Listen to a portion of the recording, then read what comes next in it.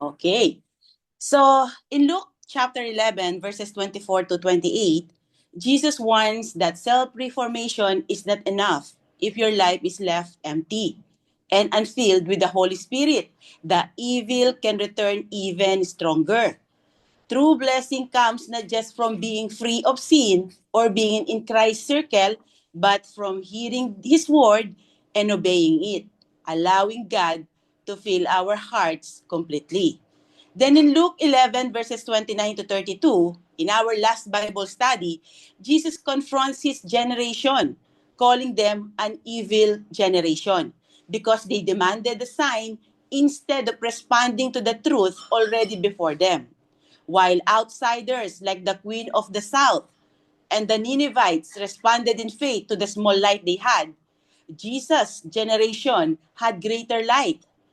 They saw and personally encountered him, witnessed his countless signs and miracles, and heard his teachings. Yet they willfully rejected the Savior sent for the forgiveness of their sins. Because of this, their accountability is far greater, and the judgment awaiting them is severe. Here, in Luke 11, verses 33 to 36, the passage continues this theme. Same crowd pa rin ang kausap ni Jesus dito, okay? Mas dumami nga lang sila. This passage is a metaphor or analogy built from a real-life picture. Jesus is not teaching about eye health here. He is teaching about spiritual things, especially the heart issue. So tignan natin ang spiritual connection ng mga physical images na ginamit ni Jesus Christ. So una, the lamp. Physical. A lamp is intentionally lit and placed where it can be seen. Spiritual. Christ himself. Siya yung lamp, okay? The revealer. He is the source of light or truth. And God is not hiding the truth from us. His light is openly shining for everyone. Then, the light. Physical. Light enables sight and reveals what is truly there. Spiritual. God's truth revealed in Jesus. Exposes sin, bringing understanding and new light. So light reveals, darkness conceals. The eye. Physical. The eye receives light. Spiritual.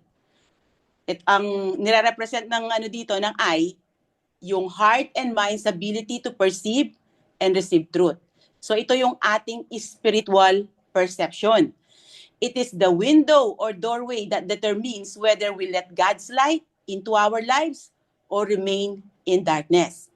It speaks about the condition of the heart and the human responsibility to believe and respond to God's truth. A healthy eye will respond in faith, humility, and repentance. But a bad eye will respond in unbelief, pride, and hardened hearts. Then the whole body. So physical, the entire body benefits or suffers depending on sight. Spiritual, the whole being. Yung ating mind, yung heart natin, will, and soul. So this represents our entire life. Your whole life is affected by how you respond to the light of God. It affects your thinking, your desires, your choices, your worship, and your obedience to the Lord. True light never stays partial. It fills the whole life. Hindi lang parang yung part lang ng ng buhay mo ang ng light, okay? Yung parang na liliwanagan, nasisinagan, ganon, okay? Hindi siya partial, kundi yung buong buhay mo ang i-feel niya. So Jesus uses normal everyday images to explain deeper spiritual reality. At kung mapapansin nyo, our passage today is all about light. Light has been around since the beginning and is essential for life.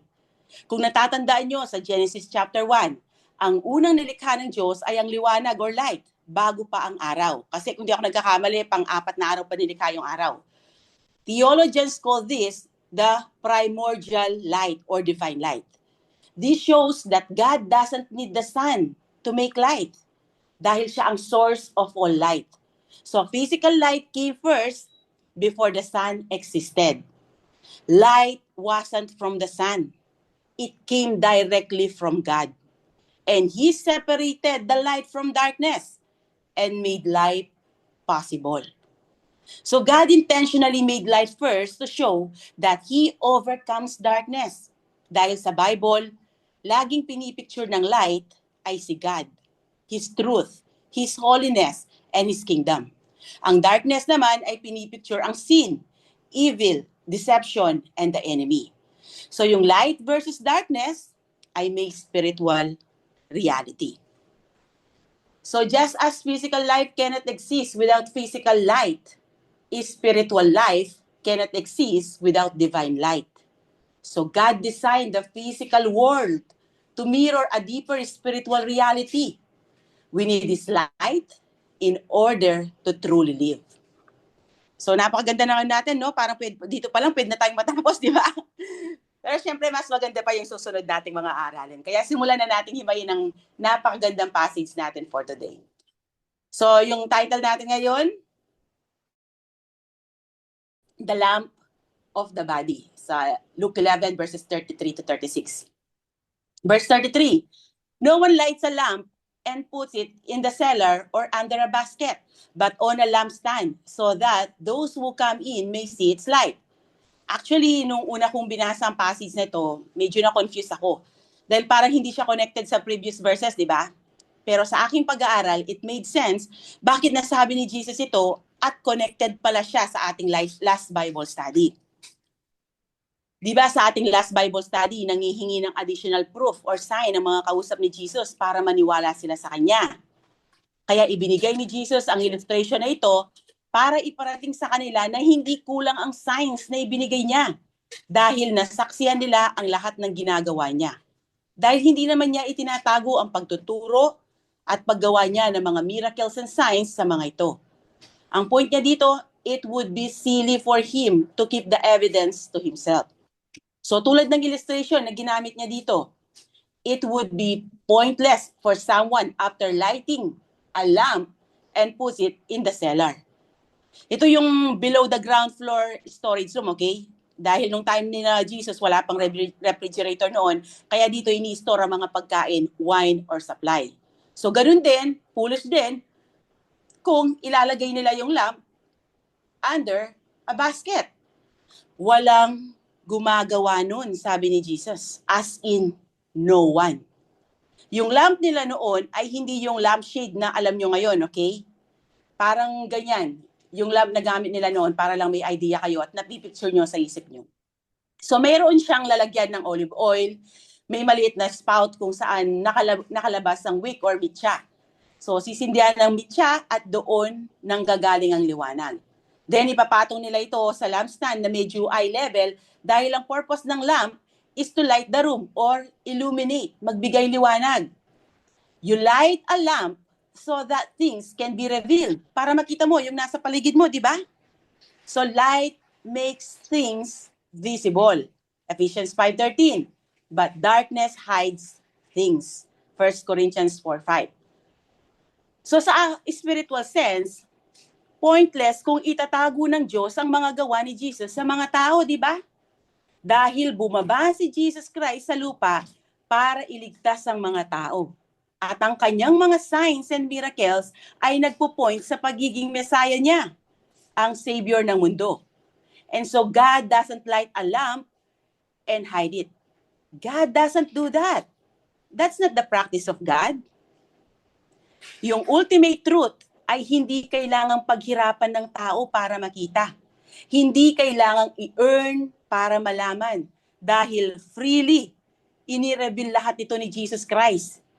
God is not taking the most important information humanity can ever receive and hide it at the top of a mountain or under the sea.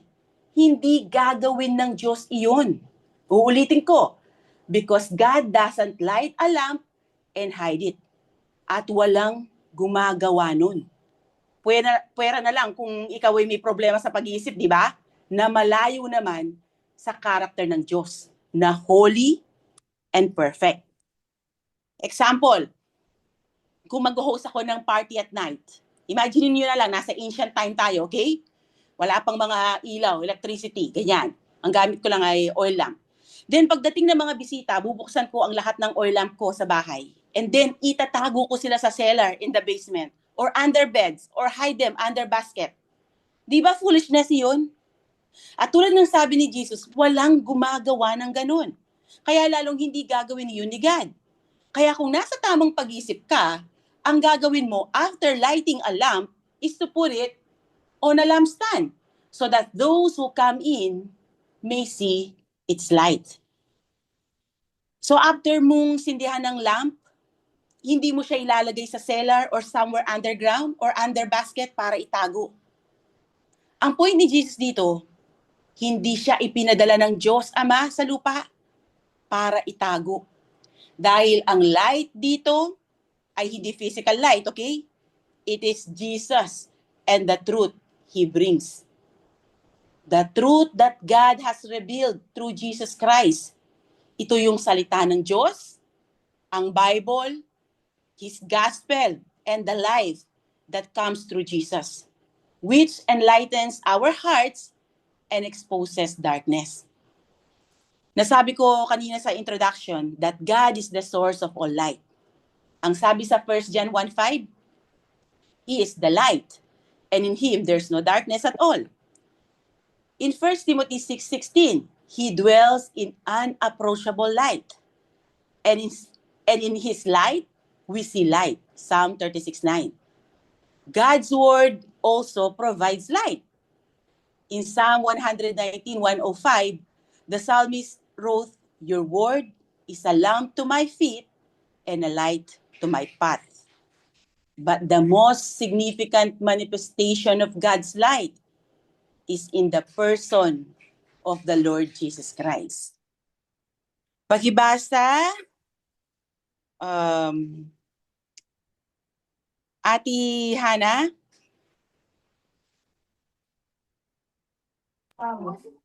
In him was life, and that life was the light of all mankind. The light shines in the darkness, and the darkness has not overcome it. The true light that gives light to everyone was coming into the world. Next, si Ate Ses. Muling nagsalita si Jesus sa mga tao, Ako ang ilaw ng mundo. Ang sumusunod sa akin ay hindi na mamumuhay sa kadiliman, kundi magkakaroon ng ilaw na nagbibigay buhay. And then, si Kuya Nathan. I have come into the world as a light, so that no one who believes in me should stay in the darkness. And through Jesus, the light of the glory of God was revealed. Can you please read this, Gavin?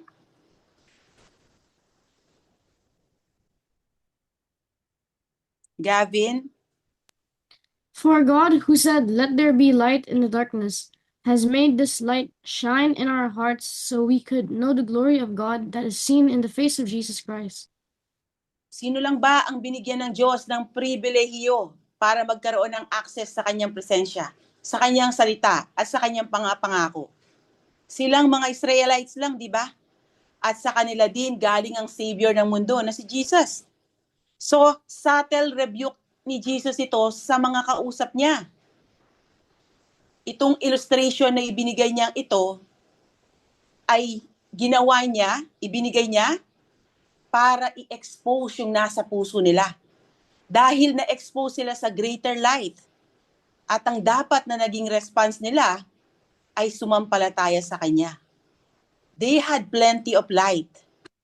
Far more than what had been given to either the Queen of Sheba, na nag-travel ng napakalayo just to hear the wisdom of Solomon and his God. And she believed. She embraced the true and living God. Ganon din ang mga tao sa Nineveh, the Gentile, pagan, idolatrous nation of people who only heard the truth from one rebellious and racist prophet named Jonah. And the whole city repented. Kahit napakaliit na liwanag lang ang nagkaroon sila. Samantalang itong generation ni Jesus, they had plenty of light. More than the Queen of Sheba and the people of Nineveh. Yet, nireject pa rin nila ang greater light na ibinigay ni God sa kanila. The light was on. The very light of God. And through Jesus, God was revealing everything that needed to be revealed. The greatest light the world has ever seen. God Himself in the flesh, right in front of them. He is the source of all light, truth, and purpose. He is no less than God. And God has not hidden Him under a basket, in a cellar, or inside some man-made religion. He comes to the world in and through the gospel, in and through the word of Jesus Christ. Ipinangaral ni Jesus ang tungkol sa sin, righteousness, repentance, faith, salvation, grace, and judgment. He was revealing the truth about everything. So light was everywhere in Israel. Sa 3-year ministry ni Jesus, Israelites were flooded with light. Pero ano ang naging reaction nila sa mga ginagawa ni Jesus? Okay, that's fine. And they were asking for a sign. And Jesus says, you are looking at it. But they want more than that. Parang sinasabi nila, we want more, but not you. Ito ang dahilan kung bakit ang unbelieving generation na ito, who are always looking for a sign, will never arrive at true belief. Di ba nakita natin sa ating last Bible study kung paano nag-react ang wicked generation na ito sa last sign na ibinigay ni Jesus? They bribed the soldiers to lie about Jesus' resurrection. Signs will never satisfy them because they are blinded and cannot see the greatest sign of all, which is Jesus Himself. The greatest sign that any human could ever witness is the light of God revealed in the person of Jesus Christ. So Jesus says, if you see me and can't see the light, then you are blind. Tulad ng nasabi ko sa introduction kanina, hindi ang light ang problema, kundi ang kanilang mga mata, ang kanilang spiritual eyes. Dahil sa kanilang willful rejection sa katotohanan na nasa kanilang harapan. Kaya ang sabi ni Jesus sa next verse, your eye is the lamp of the body. When your eye is healthy, your whole body is also full of light. But when it is bad, your body is also full of darkness. Again, Jesus is not talking about physical eyesight, okay? He's talking about spiritual perception. How you respond to truth sa kanyang salita. Nire-reveal ng statement na ito ang heart issue ng mga kausap niya. Hindi evidence or revelation ang problema, kundi ang kanilang pangunawa, ang kanilang puso. Because the eye here represents your heart and mind. Your hearts and minds are blind if you cherish your sin. At yun ang kalagayan ng mga kausap ni Jesus dito. Since the eye is the lamp of the body, the ability to see depends on its condition. Kung malinaw ang mata mo, when your eye is healthy, your whole body is also full of light. In a physical sense, we only see because of light. Kung walang liwanag, kahit may mata ka, wala kang makikitang object kundi kadiliman lang. Science says we don't actually see objects. We see light reflected from them. Alam yan ng mga magagaling sa science. Tinanong ko yan kay Gavin para makasigurado ako. Pinag-aralan daw nila. So light goes into the brain through the eyes, helping us understand everything that light reveals. So our eyes are like windows that let light in. Then the brain receives this information. Ibig sabihin, ang mata natin ang nagsisend ng signals sa brain kung ano yung nakikita natin. Then ang brain ang nagtatranslate or nagko-comprehend ng signals na iyon para maintindihan natin kung ano yung ating nakikita or kung ano ang nasa paligid natin. So without light, reality is still there, but we cannot perceive it. Like in a dark room with no light sources. Wala kang makikita doon kahit buksan mo pa ang iyong mga mata. Not because the objects aren't there, but because there's no light to reflect them and carry their information to your eyes. So, ganun din sa ating spiritual life. Kung healthy ang mata mo, or rather ang spiritual eye mo, makikita mo si Christ for who He really is. And your body will be full of light. Dahil kung nasa iyo ang buhay ni Christ, mauunawaan mo ang salita ng Diyos. Basahin natin 1 Corinthians 2, verses 14 to 16. Makakabasa ba si Ate Rain?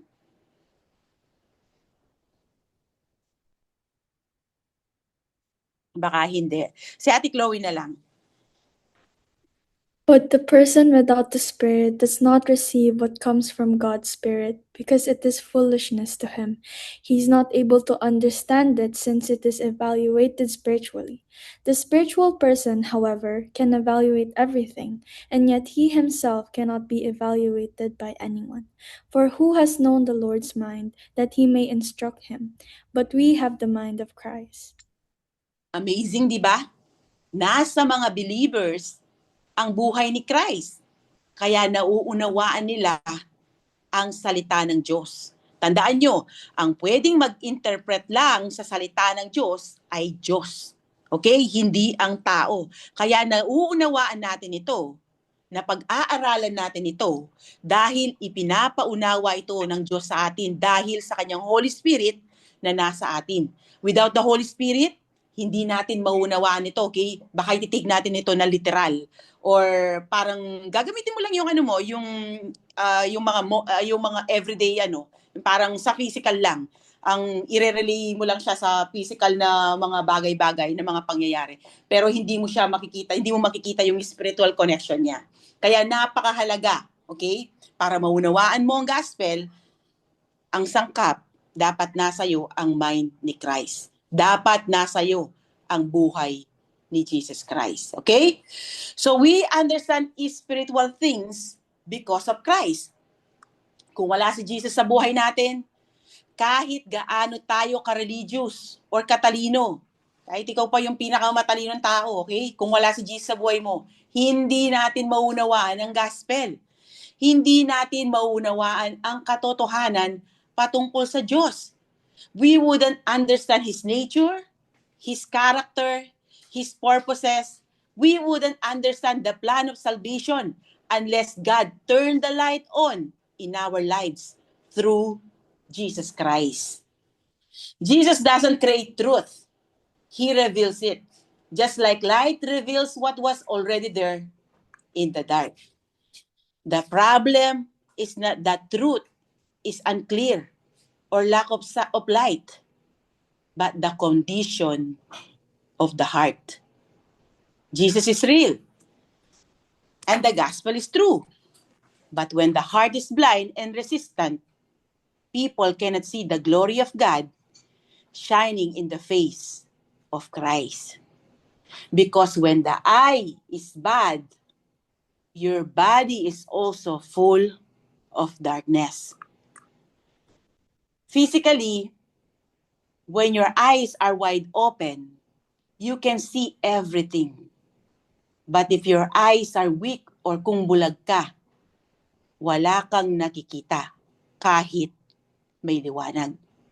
Kahit itry nyo lang ngayon, di ba, na isara ang mga mata nyo na nakabukas ang ilaw. Di ba madilim? Wala kayong nakikita? Hindi naman namatay ang ilaw, nandyan ang ilaw. Pero wala kayong nakita dahil nakapikit kayo. Or kung lalagay natin ito sa ating pinag-aaralan, dahil bulag ang mga mata nyo, ang yung spiritual eye. Kaya kahit nandoon yung liwanag, hindi nyo makita. So spiritually, it's the same, okay? If your eyes are bad, clouded by sin and evil, your life becomes dark. People who are spiritually blind cannot see the truth about Jesus Christ. They resist truth. They stay in sin. And they justify darkness. The light of the truth was everywhere. But the spiritually blind refused to see it. Tulad ng nasabi ko kanina, hindi naman patagong nagtuturo at gumagawa ng mga miracle si Jesus. Ginalugad niya ang buong Israel. Nangaral patungkol sa kaligtasan, judgment, and calling people to repentance. At pinatunayan niya na galing sa Diyos ang mga itinuturo niya sa pamamagitan ng mga signs and miracles na pine-perform niya. Sila mismo in-acknowledge nila na gumagawa si Jesus ng mga signs na ine-expect nilang gagawin ng Messiah. Basahin natin sa John 11:47. Pakibasa, Laika. Kaya ipinatawag ng mga namamahala, pari at ng mga presiyo ang lahat ng miyembro ng korte ng mga Hudyo at nang magkatipon na sila, sinabi nila, ano ang gagawin natin? Maraming himala ang ginawa ng taong ito. Sa John chapter 20, sinabi doon na marami siyang ginawang signs na hindi na isulat sa libro. Pakibasa, Kuya Denver. Jesus performed many other signs in the presence of his disciples that are not written in this book, but these are written so that you may believe that Jesus is the Messiah, the Son of God, and that by believing you may have life in his name. So Jesus Christ basically flooded Israel with the truth na siya ang Diyos at Messiah. Napakarami niyang miracles na nagpapatunay na siya ay Diyos. Siya ay may power over death, na ang Diyos lang ang makakagawa, over evil forces, na Diyos lang din ang may kapangyarihan laban sa kanila at sa physical world. But the religious leaders, along with the majority of the Jewish people, rejected Him. Bakit? Dahil hindi nila matanggap ang katotohanan na mali ang kanilang pamamaraan. They hated Jesus for telling them the truth. Galit sila sa Kanya dahil direkta niyang sinasabi sa kanila na sila ay hypocrite and self-righteous. Sabi nga ni Apostle Paul sa Romans 10 verses 2-3 na sila ay masigasig sa kanilang paglilingkod sa Diyos. Ibig sabihin may zeal sila, okay? Sa kanilang paglilingkod sa Panginoon. Yun nga lamang, ang ginagawa nila ay hindi ayon sa katotohanan. Ito'y dahil hindi nila alam kung paano itinuturing ng Diyos na matuwid or righteous ang isang tao. Ang problema nila ay pride. Mas pinili nilang gumawa ng sarili nilang pamamaraan para maging matuwid or banal sa harapan ng Diyos, sa halip na sundin nila ang pamamaraan na ibinigay ng Diyos. At iyon ay ang sumampalataya sa kanyang bugtong na anak na si Jesus. Ang nakakatawa, they thought they were guides to the blind. Romans 2 verses 17-19. Pero ang sabi ni Jesus, sila mismo ay blind guides. Matthew 15:4 and Matthew 23 verses 16-24. So willfully blinded by their hatred of Jesus and His message and by Satan's deception. In the word of Jesus, the judgment for this wicked generation is based on this fact. Pakibasa, Gavin. Gavin, can you please read this? Okay. And the judgment is based on this fact: God's light came into the world, but people who loved the darkness more than the light, for their actions were evil. All who do evil hate the light and refuse to go near it for fear their sins will be exposed. So hindi lang sa kanila napapatungkol ito, okay? Makinig kayo mabuti, kundi sa lahat ng tao. Ang judgment na ibibigay sa mga tao sa Judgment Day ay base sa kanilang exposure sa light ni God, sa kanyang salita. Gaano kadami ang narinig mo? Gaano kadalas mong marinig ang gospel ni Jesus Christ? So doon nakabase ang judgment, okay? Doon sa mga taong after marinig ang gospel, nireject pa rin nila ito. So dito papasok ang human responsibility. Hindi ko sinasabing may contribution ng tao sa kanyang salvation, okay? Because salvation is entirely God's work. Tulad ng sinasabi sa Ephesians 2 verses 8-9. But when we hear the gospel, We must respond with the eye of faith, opening our hearts to the light of Christ. God gives grace, but we must respond in repentance. God gives faith, but we must choose to believe. Kaya don't harden your hearts, okay? To the truth of God. Humble yourself kung wala pa kayo sa Panginoon. Dahil ang sabi ng Bible, the truth is completely hidden from those whose eyes are blinded by sin. 2 Corinthians 4, verse 4, pakibasa, Kuya Nathan. Satan, who is the God of this world, has blinded the minds of those who don't believe. They're unable to see the glorious light of the good news. They don't understand this message about the glory of Christ, who is exact likeness of God. So itong mga kausap ni Jesus dito had no eyes to see because their eyes were completely covered with sin. Sa science, kung walang light na pumapasok sa ating mata, wala tayong makikita.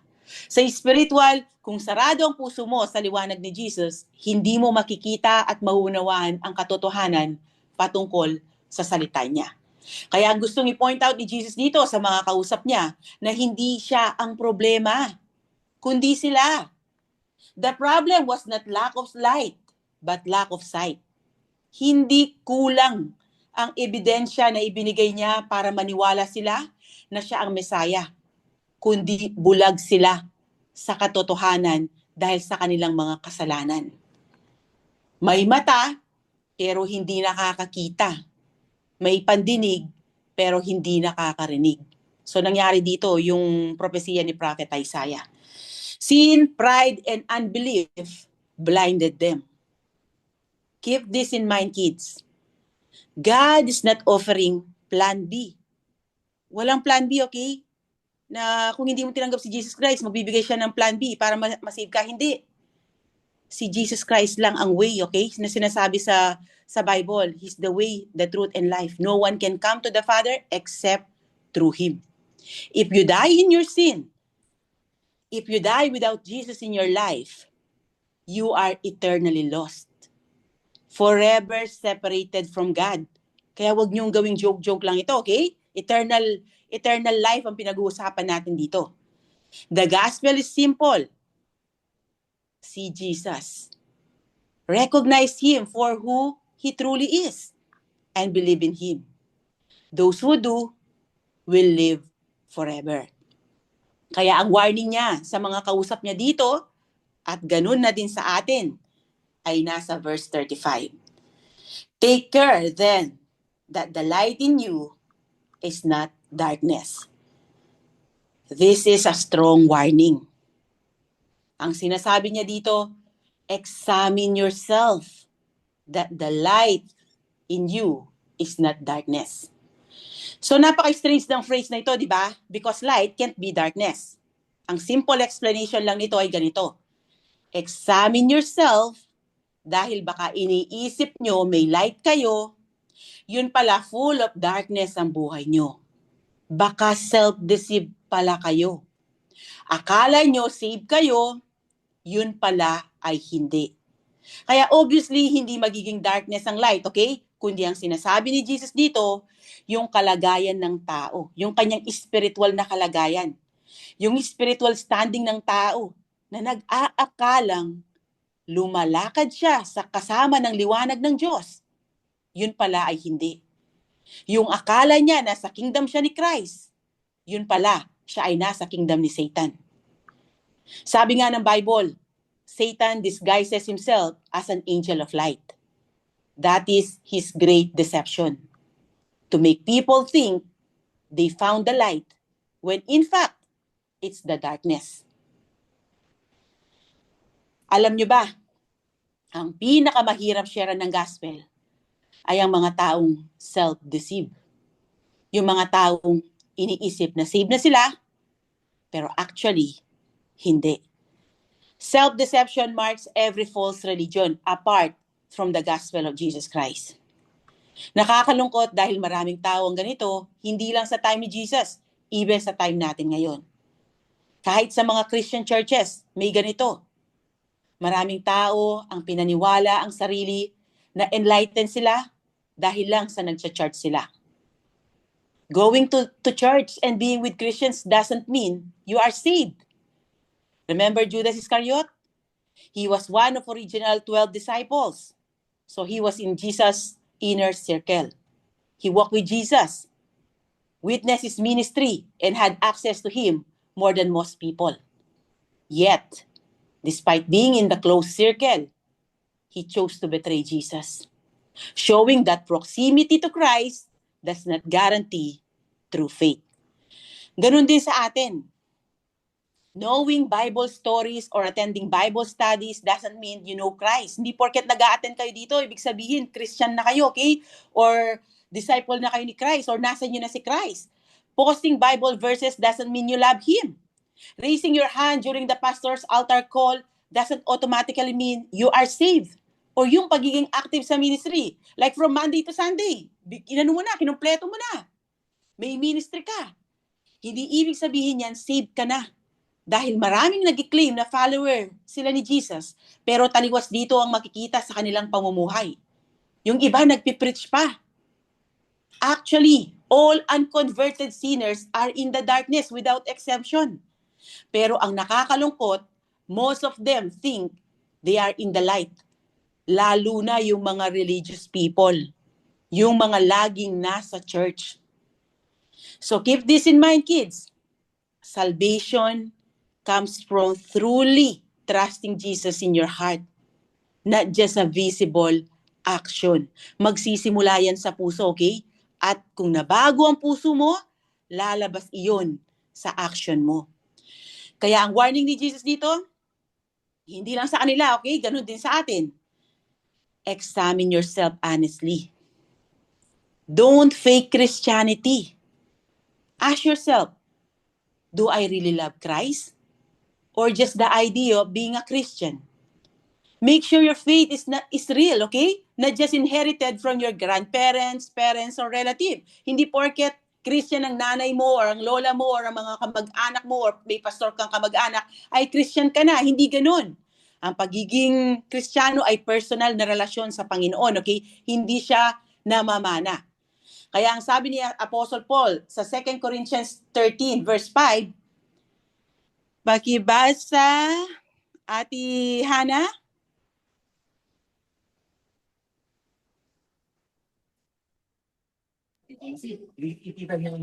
Examine yourselves to see if your faith is genuine. Test yourselves. Surely you know that Jesus Christ is among you. If not, you have failed the test of genuine.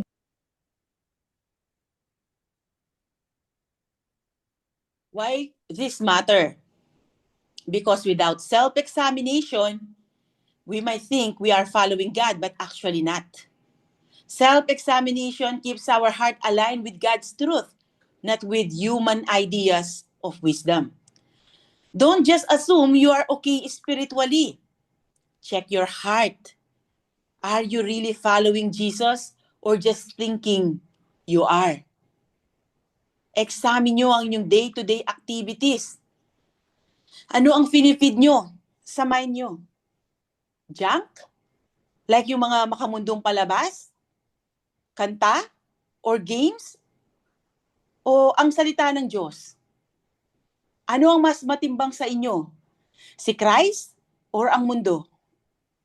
Sino ang sinusunod nyo? Sa mga desisyon nyo, nagko-consult ba kayo sa Diyos or basta lang kayo nagdidesisyon? Sino ang master nyo? Tandaan nyo to, kids. Hindi nyo mapifake ang pagiging disciple ni Christ. Lalabas at lalabas din ang totoo balang araw. Ang nakakatakot at nakakalungkot kung malalaman nyo pa ito sa Judgment Day, kung saan wala na kayong magagawa para magbalik loob sa Panginoon. Tandaan nyo, hindi totoo ang purgatory. Walang mababasa sa Bible about purgatory.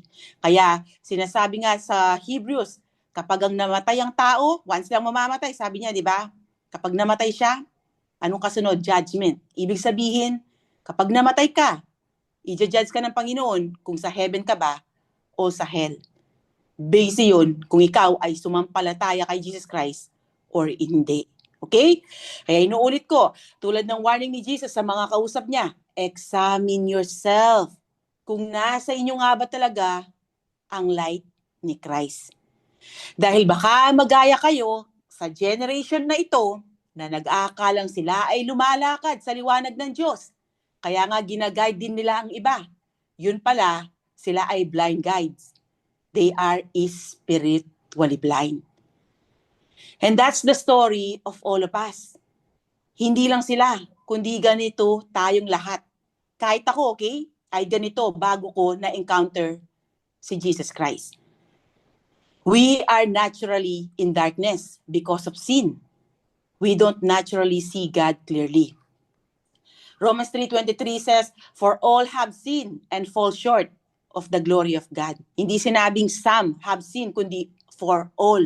All. Okay? Lahat ng tao na galing kay Adan ay nagkasala. Sin doesn't just make us bad. It makes us spiritually blind and spiritually dead. Tulad ng nabasa natin kanina sa 2 Corinthians 4:4, that the God of this world has blinded the minds of unbeliever. At sa Ephesians 2 verse 1, sinasabi doon that we were dead in our trespasses and sins. Past tense na ito kung disciple ka na ni Jesus Christ. Pero present reality ito kung hindi pa. That's why people can hear the gospel and still not respond. Tandaan nyo, it's not lack of intelligence. It's spiritual blindness. Kaya kailangan ng bawat tao si Jesus Christ, ang source ng eternal light. Jesus didn't come just to teach morals. He came to bring light into darkness. Tulad ng nabasa natin kanina sa John 8:12, that He is the light of the world, and whoever follows Him will not walk in darkness, but will have the light of life. He lived the perfect life we couldn't live. He died for our sins on the cross. He rose again to defeat sin and death. The light shines brightest at the cross. At iyon ang good news or gospel. So if you realize you've been around the light, but you've never truly seen, pray, okay? Magdasal kayo. Ask God to open your eyes para maunawaan nyo ang katotohanan patungkol sa great salvation na ino-offer niya. Repent and ask God to forgive your sins. Turn from your sins. Talikuran nyo yung mga kasalanan, okay? And trust in Christ alone for your salvation. Dahil kung ang light na inaakala nyong nasa inyo ay hindi si Jesus Christ, walang salvation doon. Beware. Hell is full of people who thought they were full of light, pero self-deceive lang pala sila. Kaya kung wala pa sa buhay nyo si Christ, ito na ang tamang pagkakataon para magbalik loob sa Diyos habang may pagkakataon pa kayo. Dahil darating ang araw, hahayaan kayo ng Diyos sa inyong mga kasalanan. John 12:35-36, pakibasa, Ate Princess. Jesus answered, "The light will be with you only a little longer. Walk while you have the light so that darkness doesn't overtake you. The one who walks in the darkness doesn't know where he's going.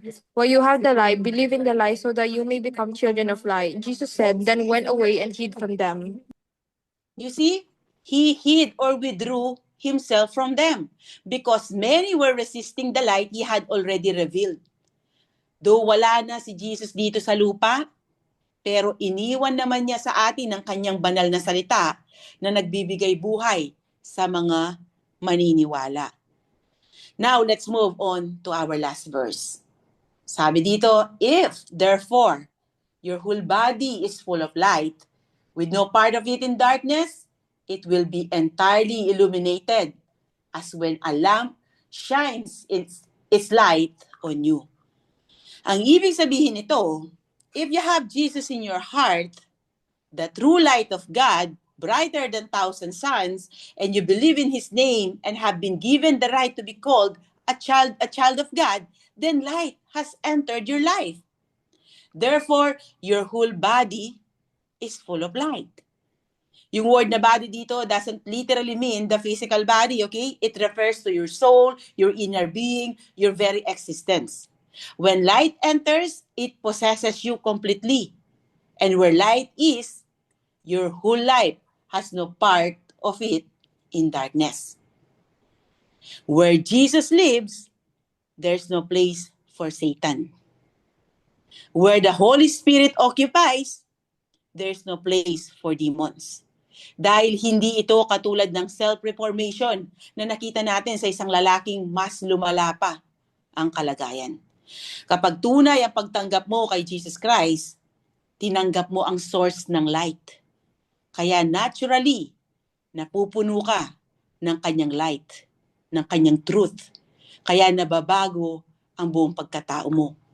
Walang parte ng puso mo ang gustong manatili sa kadiliman. Hindi ibig sabihin nito na magiging perfecto tayo, okay? Hindi ganon, dahil hindi mangyayari yon dito sa lupa. Pero, hindi mo na mamahalin ang kasalanan gaya ng dati. At hindi lang isang bahagi ng pagkatao ang binabago ni Kristo, kundi ang buong pagkatao natin ay unti-unting inilalapit sa liwanag. So para ma-visualize nyo ang sinasabi ko, isipin nyo ang isang room na may lampara or oil lamp, tulad ng ginagamit ni na Jesus noon. Kung bukas ang ilaw at walang nakaharang, lahat ng sulok ng kwarto ay maliwanag. Naliliwanagan, di ba? Ang buong kwarto ay matatanglawan ng liwanag ng lampara. Walang shadow. Ganyan ang nangyayari sa taong tinanggap ang light ni Christ. Kahit ang dating mga lihim at itinatago sa puso ay unti-unting naliliwanagan. Hindi sinasabi ni Jesus na hindi ka na magkakamali or magkakasala. Ang ibig niya sabihin, walang parte ng puso mo ang mananatiling sarado sa liwanag. Kahit may kahinaan ka, ang direksyon ng puso mo ay patungo sa liwanag, hindi sa kadiliman, dahil hinango ka na ng Diyos mula doon. Kaya sabi nga sa 1 Peter 2 verse 9, God called us out of darkness into His amazing light. Kaya kapag in-embrace ng tao si Christ, hindi lang isang bahagi ng buhay niya ang babaguhin ng Diyos, kundi buong pagkatao niya. Though hindi ito one time, big time, okay? Kundi progressive transformation. Unti-unti nagbabago ang desires, priorities at direction ng buhay ng taong na kay Kristo. Habang ina-apply at inaaral ang salita ng Diyos, unti-unti kang kinoconform nito sa image ni Christ. Kung dati mandurugas ka, mahilig kang manloko ng kapwa, o sinungaling, or magnanakaw, kapag isinuko mo ang buhay mo sa Diyos, maliliwanagan ka na ang ginagawa mo ay hindi nakakalugod sa Diyos. Kaya unti-unti kang nababago. Dahil ang sabi ng Scripture, ang salita ng Diyos ay parang ilaw that guides our steps, shows the right path, and exposes danger. Sabi dito sa Psalm 119:105, your word is a lamp for my feet and a light on my path. Sa panahon nila, lang ang oil lamp ang pinakita ko kanina. Sorry. Pero kapag sa may ganina na How was the miracle? Okay, wait. Hindi nito naiilawan ang buong bundok, pero sapat na para makita mo ang susunod mong hakbang. Ang ibig sabihin ng psalmist, hindi ka lalakad sa kadiliman kung guided ka ng salita ng Diyos. Hindi ka mapapahamak sa dilim. So dito ang salita ng Diyos ay parang lamp outside you, guiding you. Dito naman kay Luke, the light fills you inside, transforming you. At parehas na tumutukoy kay Jesus Christ ang mga yan. Dahil sa John chapter 1, tinawag ni Apostle John si Jesus na the Word made flesh. At sa nabasa naman natin sa John 8:12, Jesus is the light of the world.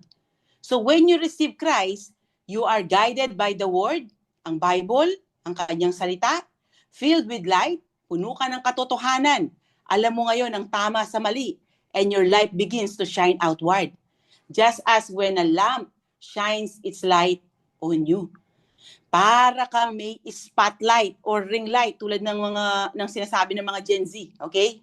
Ay may ring light siya kapag maliwanag yung aura ng tao, sasabihin nila. Yun, narinig ko yun, nababasa ko yun eh. So this light of Christ shines and lights up everything around you. Hindi lang ito gabay sa daan, kundi whole life illumination, kung saan every part ng puso mo ay unti-unting naliliwanagan ng liwanag ng Diyos. Every part ng puso mo, ng mind mo, at desires mo ay magko-conform sa kanyang salita.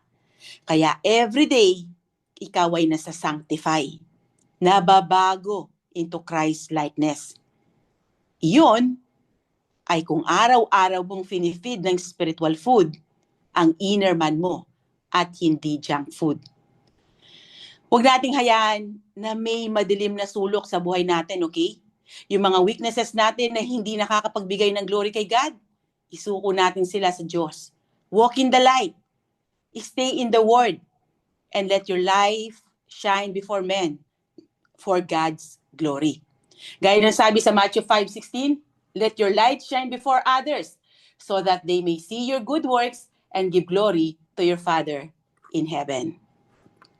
Just as a lamp reveals what is around it, our faith is meant to shine through our lives and reveal God's truth to others. So dito nagtatapos ang lesson natin for today. God bless everyone. To God be all the glory.